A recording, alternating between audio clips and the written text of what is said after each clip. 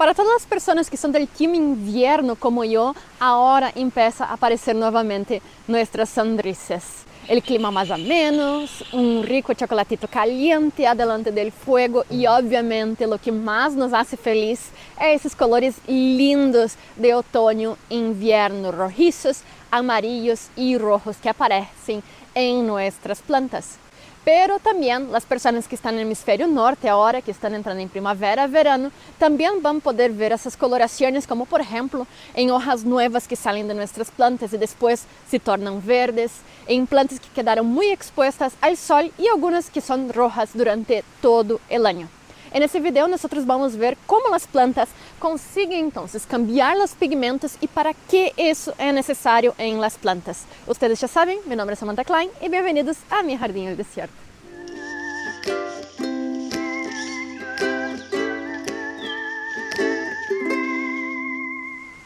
Em outros vídeos aqui no canal, nós já falamos sobre os pigmentos, esses metabólitos secundários que têm muitas funções em la planta e que nós vemos visivelmente nesses colores distintos das plantas. Mas quando falamos em pigmento, o que mais nos vem em mente é a clorofila, esse tão importante para a fotossíntese.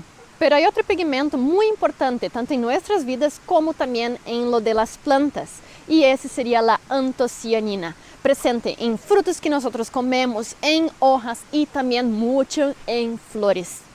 A antocianina, ao contrário da clorofila, ela é solúvel em água e por isso vive livremente dentro da célula, fazendo com que ela tenha funções muito importantes para nossas plantas. E também, ao contrário da clorofila, esse pigmento vai conseguir então reflejar e transmitir os colores azules, anaranjados e púrpuras, fazendo com que esses colores quedem visíveis quando nós temos uma grande concentração de antocianina. E como esse pigmento é solúvel, ele vai conseguir então desenvolver várias funções em nossa célula, como a de transporte, visto que ele é solúvel, então ele consegue migrar muito mais fluentemente através dos sistemas vasculares de nossas plantas. E ele vai conseguir transportar várias substâncias muito importantes para as plantas, como por exemplo, os açúcares que foram então produzidos durante toda a temporada de primavera e verano, onde nós temos muita fotossíntese ocorrendo. Además de la antocianina hacer esse transporte de substâncias como os açúcares e também metais pesados, ela vai ser então uma função de como protector solar. Como ela consegue então reflejar e transmitir grande espectro de colores em las temporadas quando há mais sol, ela consegue produzir de la oxidação outras partes da célula de nossos vegetais, fazendo que assim nosso organismo não se sobrecargue e assim empiece então a caducar e morir. E isso se refleja em nossa dieta. Se vocês já foram em algum nutricionista ou em algum médico, vocês já escutaram a recomendação de comer frutos rojos. E em realidade, a recomendação é comer a antocianina presente nesses frutos, pois a antocianina, como já expliquei, tem a função de antioxidação, fazendo que assim seja poderoso anticancerígeno. Pero se esse pigmento é tão importante e cumpre tantas funções, por que os árvores não são de color então rojizos e anaranjados durante todo o ano? Pois bem, os pigmentos são metabólitos secundários e para produzi-los é necessário gasto de energia por nossas plantas. Assim que quanto mais pigmentos nós originamos, mais gasto energético nós vamos a ter. Veamos isso pouquinho mais profundo. Como eu havia mencionado, a antocianina não está dentro do cloroplasto e se dissolvida em toda a água de nossas células, fazendo com que assim, aunque ela absorva a luz, ela não produza nenhum açúcar com essa energia. Assim que vai ser dispendioso para a planta criar a antocianina e ela não vai ganhar energia a partir disso, só algumas funções necessárias. E já vou explicar pouquinho mais sobre isso. Además, como a antocianina, ela consegue absorver grande parte da luz verde e azul, ela vai fazer com que haja uma proteção de los raios solares hacia o cloroplasto, diminuindo, se o sol não é muito intenso, diminuindo assim, então, a capacidade da clorofila de produzir açúcares. Se nós não temos sol muito forte, então nossa planta não vai conseguir desenvolver tantos açúcares como seria sem a antocianina. E por isso vocês podem ver também em seus jardines, se vocês têm duas plantas, uma que é de coloração rojiça durante todo o ano e outro exemplar que é verde, vocês vão conseguir perceber claramente que o vegetal entonces de la variedad verde va a crecer mucho más rápidamente que el que tiene rica antocianina. Así que aunque sea muy lindo, nosotros tenemos, por ejemplo, las variedades de arce que son rojos durante todo el año, nosotros vamos a tener que tener mucho más paciencia porque él va a crecer mucho más lentamente. Pero bien, la antocianina sí existe y algunas plantas producen ella, aunque sea demandante de energía ese proceso. Así que empecemos a ver algunos ejemplos de situaciones que sí es bueno y positivo que las plantas produzcan en gran cantidad. La primera de ellas es la que nosotros vamos a poder ver durante todo el año, que sería entonces la producción y desarrollo de grandes cantidades de antocianina en las hojas recién emergentes. Como nosotros sabemos, igual que un bebé, las hojas que recién empezaron a desarrollarse son mucho más sensibles a varios factores, como por ejemplo ser comidas por algún insecto o también ser quemadas por el sol o deshidratarse.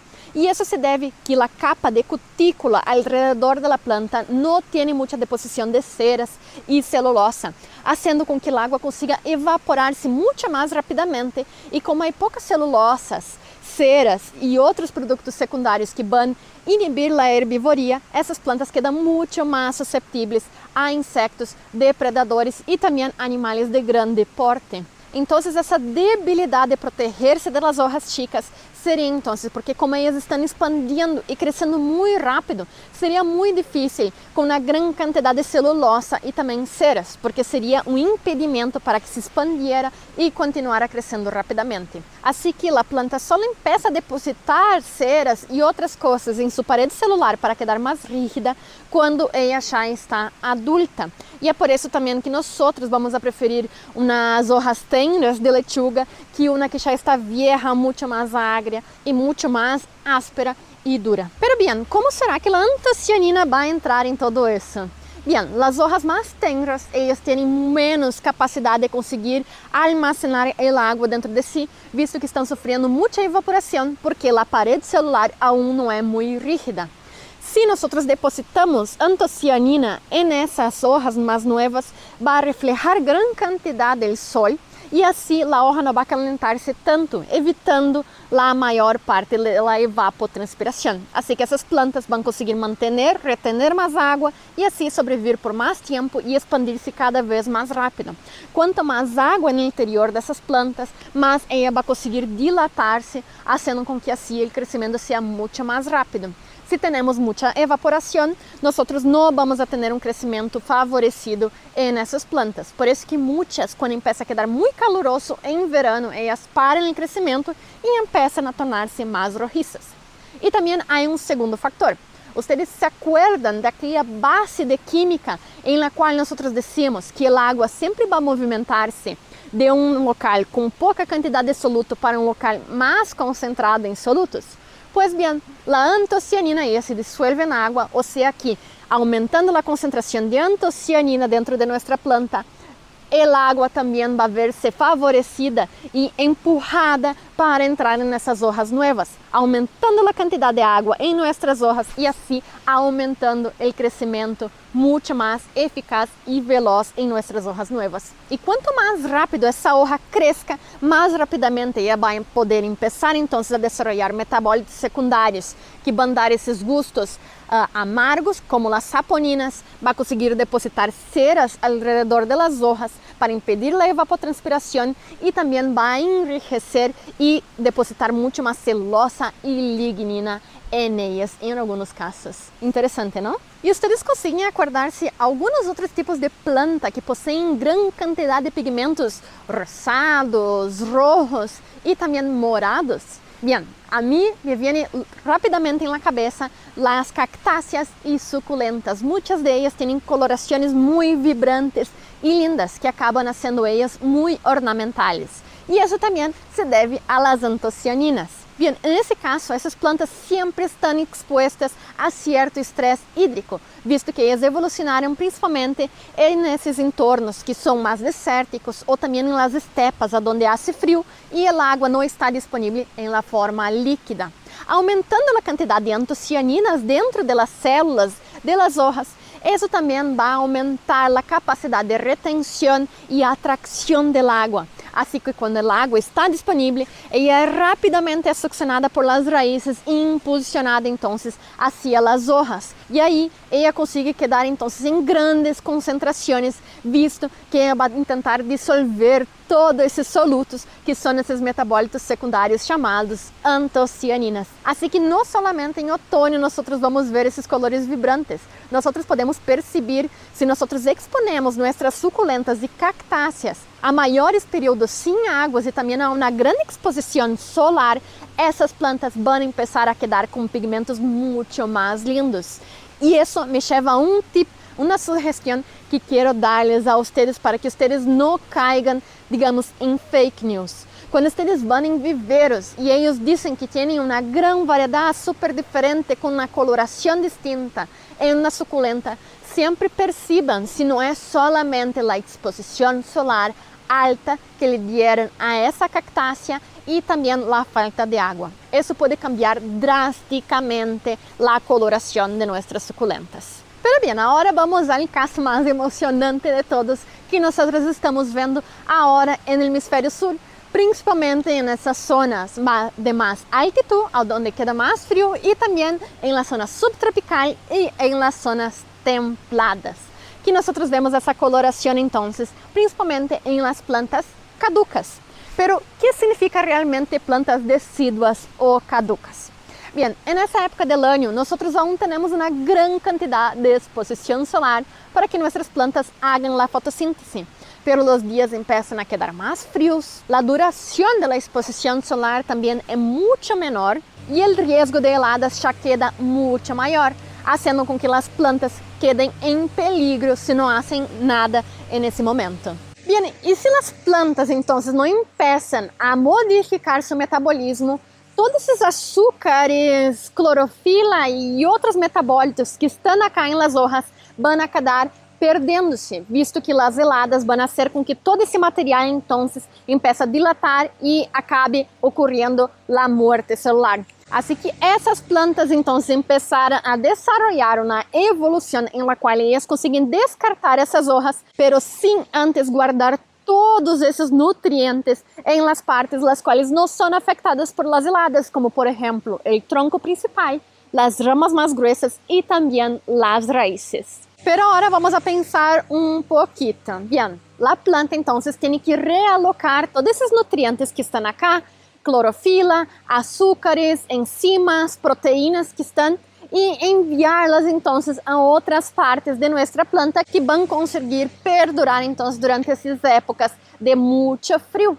E quem será que vai ser o transporte de todas essas substâncias? Bien, aí entra novamente nossa antocianina, que é solúvel na água e também consegue carregar substâncias junto com ela. Obviamente, proteínas, clorofila, enzimas são moléculas muito grandes que não são transportadas facilmente, pero assim nós vamos a ter então a dissolução dessas substâncias quebradas em compostos muito menores que sim vão conseguir ser acarreados por la antocianina. Isso é algo que vai tardar um pouquinho e é por isso que nós vamos a ver esse pigmento actuando entre al mínimo 1 a 2 semanas hasta 2 meses. E solamente depois as hojas vão começar a caducar e nós vamos ver esse espetáculo também em nosso suelo.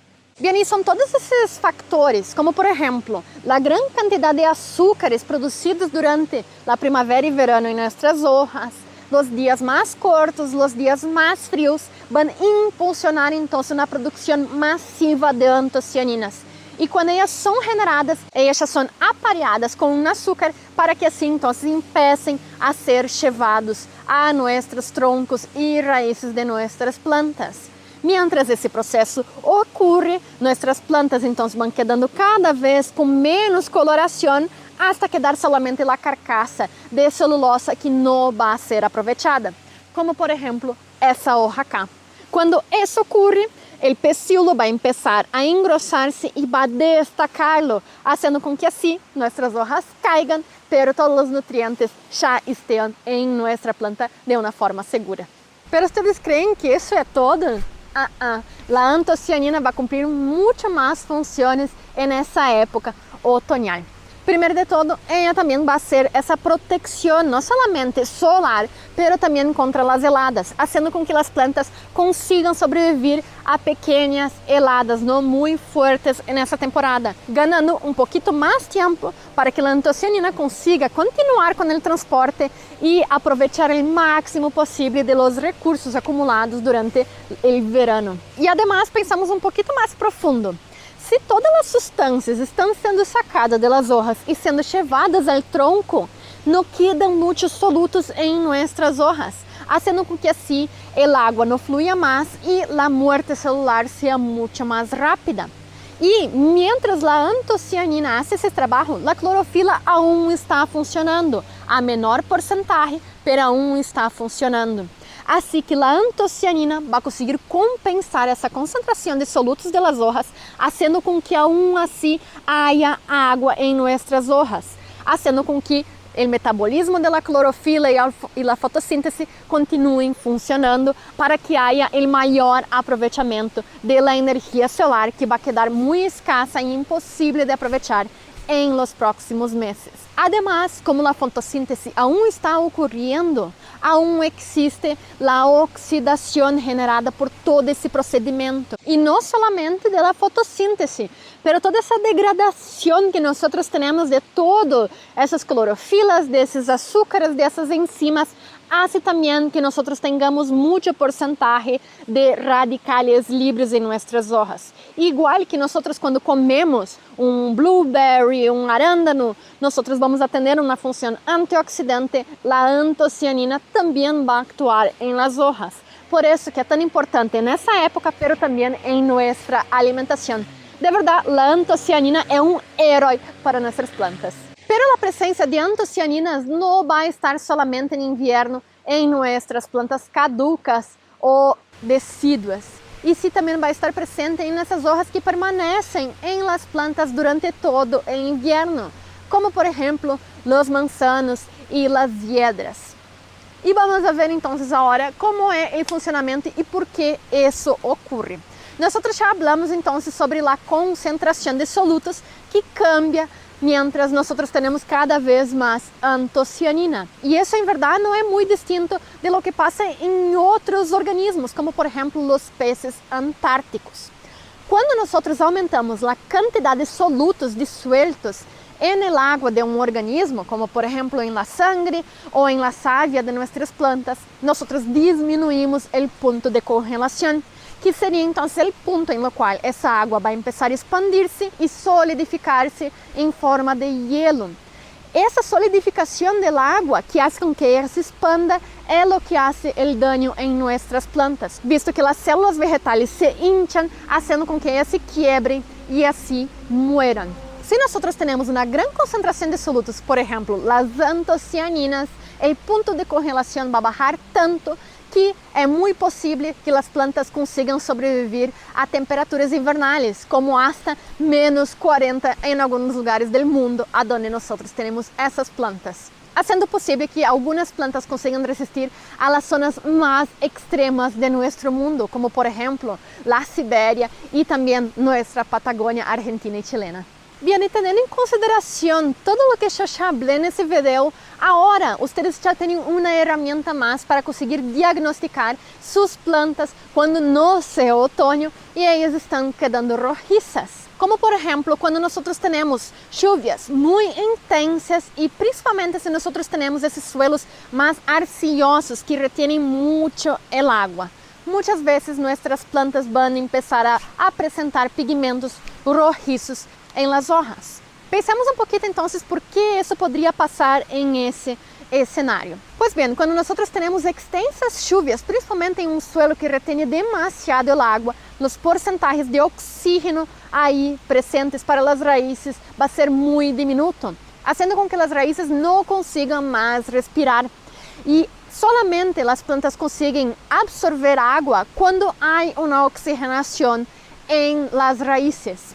Assim que se choveu muito, aunque há uma grande concentração de água, nossas plantas não vão conseguir hidratar-se, fazendo então que haya muito pouca água fluyendo por nuestras raíces hacia los troncos hasta las hojas. Pero como nuestras plantas van a estar haciendo la fotossíntese porque é primavera ou verano, aún va a haber mucha evapotranspiración, haciendo con que esa agua de las hojas no sea repuesta. Bien, ¿qué podría la planta hacer entonces para no morir con ese estrés hídrico? Bien, si las plantas consiguen aumentar la concentración de solutos en esos tejidos blandos de las hojas, ellas van a conseguir retener más agua, impedir un poco la evapotranspiración y hacer con que su muerte programada acabe postergando-se un poco. Quizás así, de tiempo del suelo drenarse un poco, airearse nuevamente y la planta conseguir absorber agua y así repor su organismo. Así que si ahí aumenta la concentración de antocianina, dejándola roja, ella va a conseguir retener esa agua que ella no está consiguiendo absorber. Entonces ahí está una de las formas que nosotros podríamos diagnosticar nuestras plantas. Y las antocianinas también consiguen hacer con que las plantas no solo sean más adaptables a esas zonas de extremo frío, pero también a zonas muy contaminadas, como por ejemplo con arsénico, mercurio y cadmio. Como ustedes já sabem, as antocianinas são grandes transportadores e conseguem aprisionar substâncias como, por exemplo, os açúcares e metais pesados. Quando nós temos uma grande concentração desses metais que são absorvidos por las raízes e depositados em las hojas, nós podemos ver o funcionamento de elas afetado. Pero se essas plantas têm a capacidade de produzir antocianina em grande quantidade, essa antocianina vai poder deslocar-se hasta las hojas contaminadas, agarrar-se a esses metais pesados e assim transportá-los a zonas mais seguras em la planta e assim encerrá-los para que a planta não se veja tão afetada. Essas plantas que têm essa capacidade de criar antocianina em ambientes contaminados são muito utilizadas para a biorremediação, fazendo com que locais que não poderiam ser utilizados por os seres humanos agora consigam ser limpios desses compostos. Sabendo aonde se depositam na planta esses metais pesados e sacando-lo do meio, assim nós podemos purificar grandes extensões de terreno contaminados, por exemplo, com a mineria. E además, nós vamos a ter esses ambientes colonizados por outros organismos e assim nós vamos ajudar a recuperar essas zonas devastadas. E pensando um pouquinho nisso, nós também vamos a poder ver essas hojas mais rojas ou anaranjadas quando nosso pH empieza a modificar-se muito. Se vocês se acordam, o vídeo do pH que eu vou deixar aqui, nesse vídeo em algum lugar, quando nós temos um pH muito ácido, por exemplo, nós temos a disponibilização, a solubilização de vários metais pesados e também de alumínio, fazendo que muitas plantas não consigam sobreviver, pero muitas das plantas que sim conseguem sobreviver nesses ambientes muito ácidos também vão ter a produção de antocianinas, visto que elas vão conseguir então aprisionar esse excesso de alumínio e outros metais pesados, fazendo com que a planta consiga sobreviver aunque estejam contaminados. Lo mesmo nós podemos ver para suelos muito básicos, pero principalmente nesses suelos ácidos. Assim que se uma planta empieza a quedar mais rojiza e nós sabemos que nós temos um suelo com propensão à acidez, quizás seja isso. Nós necessitamos agregar novamente calcário ou algum outro componente que aumente o pH. A mim me encanta esse tema de los metabólitos secundários, visto que eles nos traem muita lucidez sobre todo o que nos passa com as plantas, bem como nós podemos salvá-las se nós sabemos o que está passando com elas no momento. Assim que é impossível não deslumbrar-me também com essa época do ano, em la qual nós vemos isso tão visivelmente em nossos árvores caducos e algumas outras espécies. E também outra coisa que me deixa muito claro nessa época do ano é quanto a ciência nos ajuda a compreender todos esses fenômenos. E ao contrário de lo que alguns falam, para mim isso não saca nem um pouco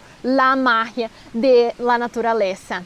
Para mim, quanto mais nós compreendemos com a ciência esses fenômenos, mais nos maravilhamos com eles. Se a vocês les gustam também esses assuntos, por favor, comentem acá abaixo. E se vocês têm algum outro fenômeno que gostariam de compreender um pouquinho mais profundamente, também comparta acá na comunidade para que assim eu traga um pouquinho mais de outros vídeos para vocês. Se vocês são time inverno, felicitações, é a melhor época do ano agora e hasta o próximo vídeo. Tchau!